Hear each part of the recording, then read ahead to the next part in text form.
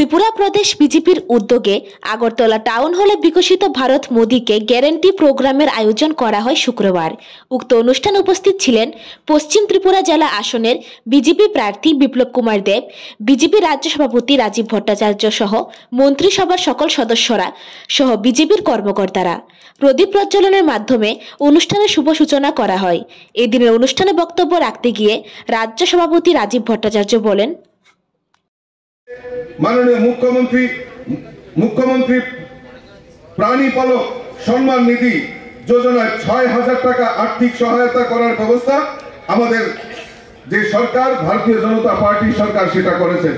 গবাদি পশুপালকদের বৃদ্ধির লক্ষ্যে মুখ্যমন্ত্রী উন্নত গোধন প্রকল্প চালু, মেধাবী ছাত্রছাত্রীদের বিনামূল্যে স্কুটি প্রদান, কৃষকদের জন্য মুখ্যমন্ত্রী ইন্টিগ্রেটেড গ্রুপ ম্যানেজমেন্ট প্রোগ্রাম নামে নতুন স্কিম চালু করা, দিব্যাঙ্গ ছাত্রছাত্রীদের উচ্চ শিক্ষা উৎসাহিত করতে চালু করা মুখ্যমন্ত্রী বিশেষ বৃত্তি। জনগণের কোটি কোটি টাকার বাজেটের মধ্যে এই রাজ্য সরকার প্রত্যেকটা অংশের মানুষের জন্য আমাদের সরকার কাজ করছে। আজকের এই শুভ দিনে আমি তাদেরকে, রাজ্যসভার মন্ত্রিসভার সকল সদস্যদেরকে আমি অসংখ্য ধন্যবাদ জানাচ্ছি। আমরা জানি যে চিকিৎসা ক্ষেত্রে প্রায় 200 আসন বিশিষ্ট মাল্টি কেয়ার ইউনিট চালু করা মেডিকেল কলেজে সেটা করেছেন।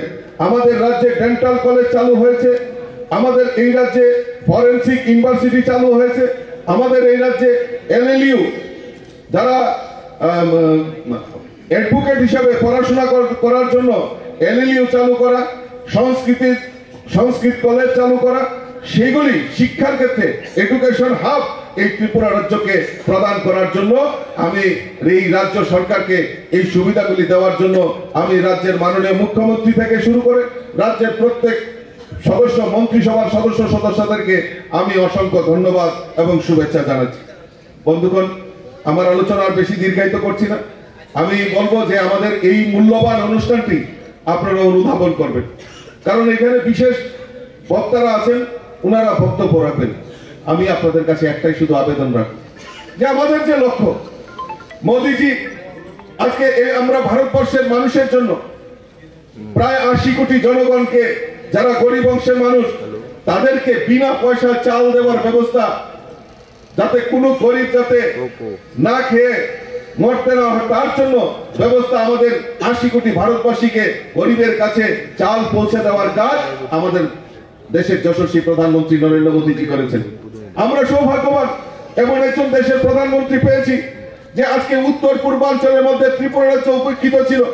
আজকে আমাদের এই রাজ্যে প্রায় 3,72,000 পরিবারকে প্রধানমন্ত্রী আবাসন যোজনায় পাকা বাড়ি নির্মাণের ব্যবস্থা আমাদের মোদীজি আমাদেরকে করে দিয়েছে। হীরা, মোদীজি বলেছিলেন এই ত্রিপুরা রাজ্যকে হীরা মডেল তৈরি করবে। আজকে আমরা, আমাদের কাছে একটা লাইফলাইন ছিল আসাম আগরতলা জাতীয় সড়ক, আজকে 9টি ন্যাশনাল হাইওয়ে আমাদের এই ত্রিপুরা রাজ্যে নির্মাণের কাজ অলরেডি শুরু হয়ে গেছে। আমাদের কাছে মাত্র একটা রেল ছিল ধর্মনগর পর্যন্ত। আজকে আমরা সৌভাগ্যবান, 2014 সালে মোদীজি দেশের প্রধানমন্ত্রী হওয়ার পর 2016 মাত্র 2 বছরের মাথায় আগরতলা নয়, সাবরুম পর্যন্ত রেলের কানেক্টিভিটি করে দিয়েছে। আমরা পরম সৌভাগ্যবান, আজকে এই আগরতলা স্টেশন থেকে প্রায় 18 থেকে 20টি ট্রেন আসা যাওয়া করছে। রাজধানীর মতো ট্রেন আমাদের এই পরিষেবা আগরতলা যে আমার বাদারঘাট যে রেল স্টেশন, সেখান থেকে চলাচল শুরু করেছে। একটু অপেক্ষা করুন। আমি দেখেছি ইদানিং কিছুদিন আগে লামডিং ডিআরএমের সঙ্গে কথা হচ্ছিল যে আমাদের ইলেকট্রিসিটি, আমাদের যে বিদ্যুতের সাহায্যে যে ট্রেন চলে তার কাজও প্রায় অধিকাংশ হয়ে গেছে। আর কিছুদিন পরেই হয়তো বন্দে ভারত এক্সপ্রেসের মতো যে সুপার ফাস্ট ট্রেন, সেটাও আমাদের এই ত্রিপুরাকে সংযুক্ত করবে। আমরা পরম সৌভাগ্যশালী। আমরা জানি ইতিমধ্যে আমাদের আগরতলা রেল স্টেশন থেকে আখাউড়া হয়ে বাংলাদেশ হয়ে কলকাতার সঙ্গে সরাসরি রেল যোগাযোগের ব্যবস্থা সেটা উদ্বোধন হয়ে গেছে। আমরা সৌভাগ্যবান যে আগামী পরশুদিন, না কত তারিখ, আগামীকালকে আরো একটা পালক আমাদের সঙ্গে সংযুক্ত হচ্ছে। সাবরুমে SEGH নির্মাণ হয়েছে। চট্টগ্রাম বিমানবন্দরের, চট্টগ্রাম যে জলবন্দর রয়েছে তার সঙ্গে সাবরুমের কানেক্টিভিটির রাস্তা আগামীকালকে মাননীয় প্রধানমন্ত্রী সেটা উৎসর্গ করতে চলছেন।